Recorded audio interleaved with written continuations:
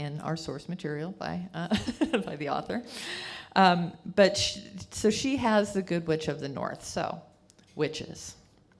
Our stereotype is that they're hags, they're crones, they're essentially evil or wicked. They're associated with black magic. And even in the film Hocus Pocus with Bette Midler, and I don't remember the names of her sisters, the actresses, you know, they're up to shenanigans throughout the entire movie, right? And Dorothy says in the book, she says, but I thought all witches were wicked, as she's having a conversation with the white witch, the witch of the north. Witches have also been associated with wise women. In the past, these wise women were outside of social norms. And of course, we had a period where it was practiced to burn the witch. And I always hear Monty Python in my head. Burn the witch! So we have lots of movies with witches. Some of my favorites are Witches of Eastwick with Cher, Michelle Pfeiffer, Susan Sarandon. Regular women who come together and call forth a man. Of course, all kinds of shenanigans, and if you haven't seen that, essentially I think they called forth the devil, but that's never explicitly named. I love the movie Practical Magic with Sandra Bullock and Nicole Kidman, where they're sisters from a line of witches, and Sandra Bullock's character just wants to be normal. She just wants to leave all that witchiness behind. And Nicole Kidman's, she's out there, she's partying, and she's taking full advantage of her powers. And stuff happens.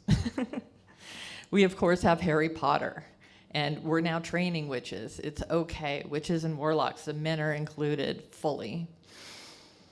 On TV, we have, I thought of Samantha on Bewitched, another beautiful witch who really just kind of wanted to be normal, but you know, it really is a lot nicer to twitch our nose and have the house be clean, right? Another favorite witch of mine is Willow on Buffy the Vampire Slayer, who just wanted to be a little bit more than she thought she was. And you know, eventually she goes down the dark path, just as we have that darkness calling in Star Wars. We have that dichotomy. And my pages got out of order. I'm like, that doesn't come next, this says. And one of my favorite witch quotes is from the movie Halloween Town with Debbie Reynolds. And this is an old Disney movie. She's a grandmother who takes her grandkids to her house, where she happens to live in Halloween Town, and she is a witch. And the grandkids, she's got the oldest daughter who wants nothing to do with this weirdness, the middle son who's just a kid, and the little daughter who's very curious about this. And my favorite line, and I'm going to paraphrase because I haven't seen it for a while, about magic and that personal power that we all have is, all you really have to do is decide what you want it enough, and then allow yourself to have it.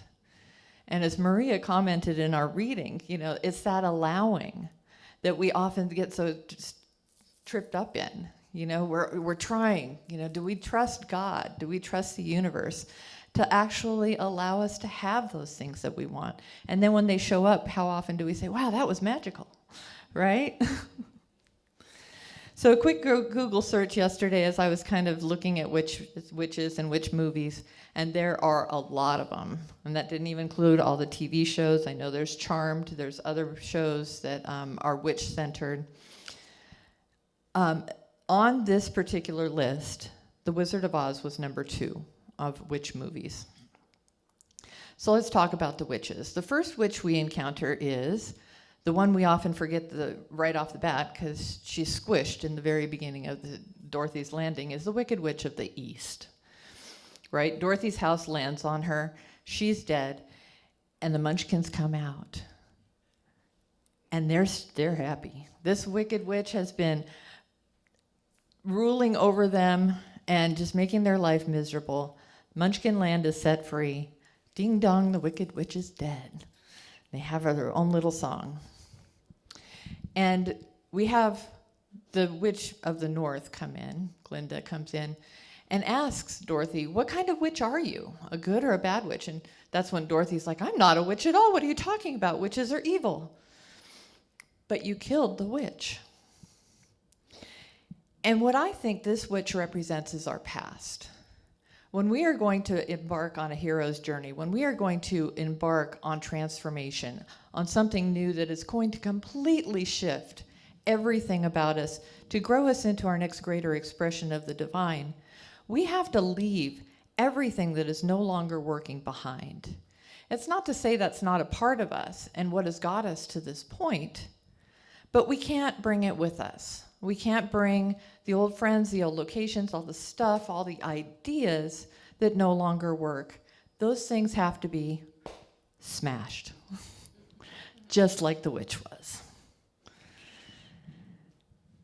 Now, this witch has the ruby slippers, and as her feet shrivel up, those slippers get magically put onto Dorothy's feet by Glinda, who is not named in the book, but she is in the movie, our good witch of the north, who has come down in a beautiful bubble. She lands as a princess, a fairy godmother sort of being. She's not the stereotypical hag, she's beautiful. And in the book, she's described, she's actually short like all the munchkins, not towering over them like in the movie. In the book, she's described as having a white hat and a white gown, and all over her gowns are little stars that twinkle, or stars that twinkle like diamonds in the sun. She puts the shoes of power on Dorothy's feet because these ruby slippers represent that other witch's power. And so now Dorothy has her power. And if we take that analogy that this witch is Dorothy's, what she's leaving behind, she retains her power from the before, and she gets to step into her journey wearing her power, literally on her feet as she takes those steps. The Wicked Witch of the West, in her previous life, was mean old Mrs. Gulch, and that's, we talked about that in previous talks, and the impetus of Dorothy running away, and the dog, and all of that. And she is that stereotypical, ugly, snarled, wicked witch, and she wants the ruby slippers. She wants the shoes of power. She thinks they're hers. She uses fear. I'll get you, my pretty. She puts challenges and obstacles in the way. And don't we all need those challenges and obstacles for us to grow? If everything is just cruising along nice and easy, nothing really happening, I don't know about you, but I get bored and then trouble starts. I have to be constantly changing and growing and moving into that next new thing. And sometimes those things are scary. And something that I heard years ago that I found really interesting is for trees, they need wind. The wind helps trees grow by causing them to move, which signals the tree to create what is called reaction wood. And without the wind, the trees grow up weaker and are more likely to die quickly.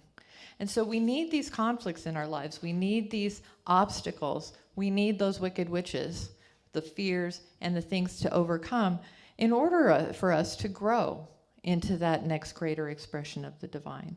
Welcome, come on here. And finally, spoiler alert, as if you haven't seen the movie by now. I see no 5-year-olds in the room, right? Water defeats her. And I see that water as a cleansing, purification, sort of a baptism. But then that is another part of the story. And then there's a fourth sister that's not mentioned in the movie, but she is mentioned in the book, is the southern sister, the southern witch. And she is the balancing good witch. In the book, the Witch of the North said, there are 4 witches in Oz. I know because I'm one of them. There is me and my sister in the south are the good witches, and the witches of the east and west are the wicked witches. And I see that this is a balance, and I also look at this as an axis. We have up and down the spiritual plane of the good witches, and we have the east and west as the horizontal plane of wicked or human. This is our human level. And so where that intersects is where we are both of those things. And so in the wholeness of spirit that is, there truly is no wicked and no good. There's just one that is helping us along maybe, and the other one that is maybe putting obstacles in our way. But we need all of it to become our fully realized self. So with the Southern Witch being missing in our movie version of the story, I did do a little bit of research on witches and cardinal directions, really, which brought me to Chief Seattle's prayer to the 4 directions. And when he starts this prayer, "Great Spirit of light, come to me out of the east." So the Wicked Witch of the East can be equated with light. "Let there be light in my words, let there be light on the path." And the color associated with this is red. And in our movie, the slippers are red. In the prayer, "Great Spirit of love, come to me from the power of the north." And the prayer asks to make us courageous, to give us strength and endurance. And the color is white. And isn't that what the Glinda, our good witch of the north, isn't that what she's providing? And in the book, she truly is dressed in white. When we face the west, we pray to the great life-giving spirit, the direction of sundown. And the color associated with that is black. And so we're walking into the unknown. We're walking into the land of the Wicked Witch, that which we have to overcome, the unknown. And then finally, the south, great spirit of creation. And so that's where I see that other witch, she is the root. She is the source. She is creation. And what color do you think the direction? Yellow. She is the yellow brick road. She is the path. So our talk title today is Meeting Your Entelechy. And in the book, Jean Houston has an exercise. And I have modified it slightly to fit our space because she has us standing and walking into things, and we're just not going to do that here. So I invite you, if you're comfortable, to go ahead and close your eyes.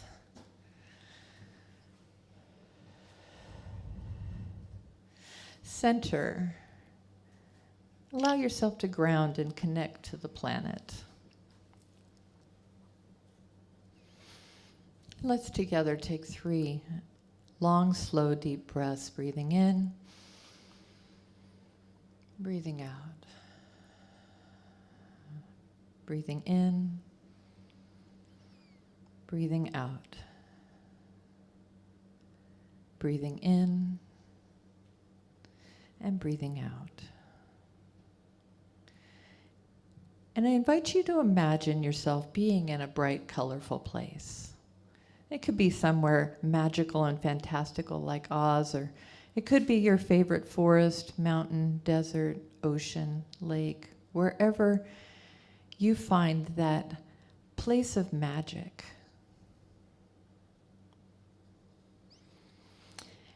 And as you are in this place, imagine a bubble floating down, slowly dissolving, revealing to you a glorious being of light directly in front of you. This is your Entelechy, the great friend. Greet each other warmly. Notice, what do they look like? Just imagine it. Do they have a form, a color? Do they remind you of someone? Ask them their name.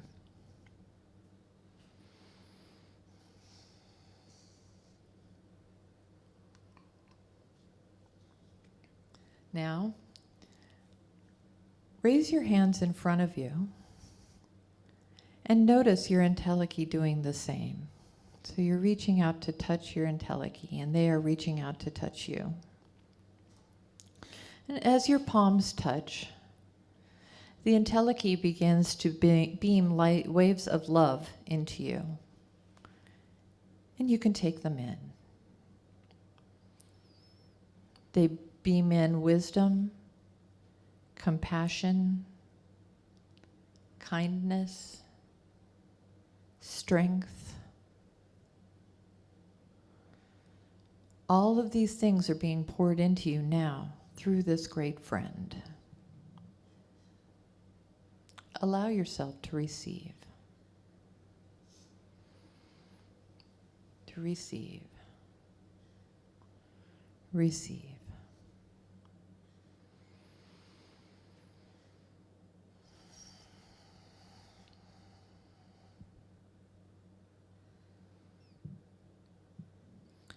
And when you're complete, thank your Entelechy as you say goodbye for now, knowing that this being is your higher self and is always with you to guide you, to protect you. Take 3 more long, slow, deep breaths, breathing in, breathing out. Breathing in, breathing out, breathing in, breathing out, coming fully back into this room.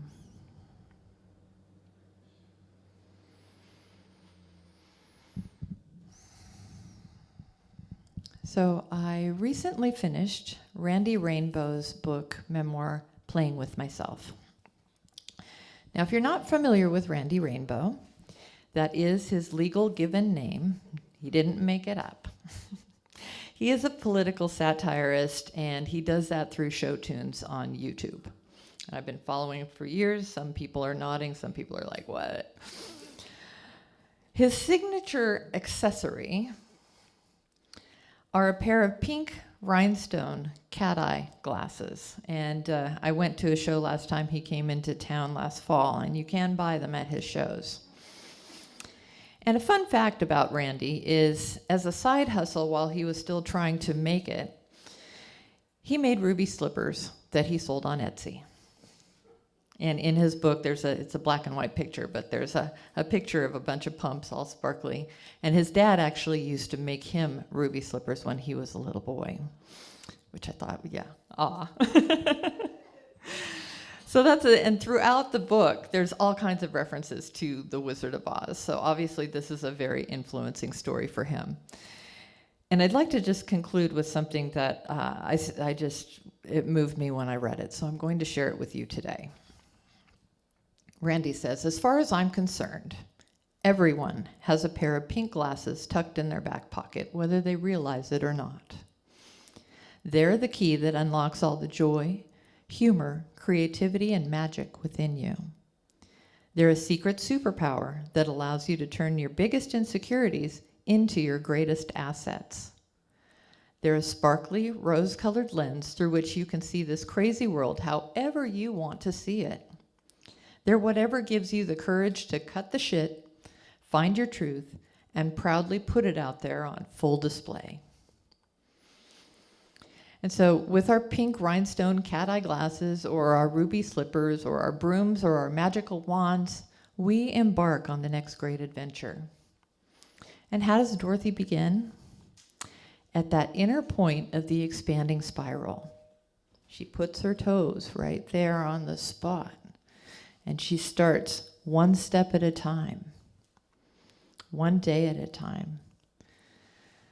We follow that yellow brick road, knowing that our Entelechy, our highest good, is guiding and growing us into our next full divine potential. Let the adventure begin. Thank you.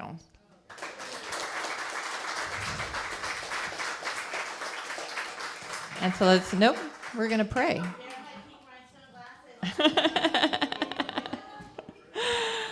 All right, so let's go ahead and thank you, Michelle.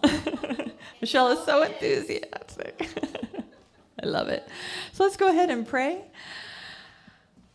Closing your eyes if that's comfortable for you, as the musicians take their space, knowing that all is perfectly unfolding, for all is God. There is nothing happening in this world, in this life, that is separate from this one divine creative intelligence that is living, growing, and moving, and having its being as us, having its way with us. We are this divine expression growing into the next greater possibility. We are leaving the gray, dismal past, that past of limits and limitations. We leave that behind as we step proudly and boldly, knowing that we are guided into the next greater expression, into that next grand path. We follow the yellow brick road that takes us through whatever trials, tribulations, whatever challenges beface us, knowing that these challenges grow us. And so we find gratitude in our journey, in our time together. We find gratitude in those friends that we meet along the way that reflect where we think we are falling short, to show us the truth that there is never anything ever missing. We just get to grow into it. And so I'm grateful for this time together. I'm grateful for knowing this truth that we are all walking this path, and we are all walking this path home together. Knowing that this is a divine journey, it is perfect, and it is already done in the mind of God. We just joyfully step into it, and I release these words into the law of mind, knowing it is so. And we anchor it by saying, and so it is. So it is.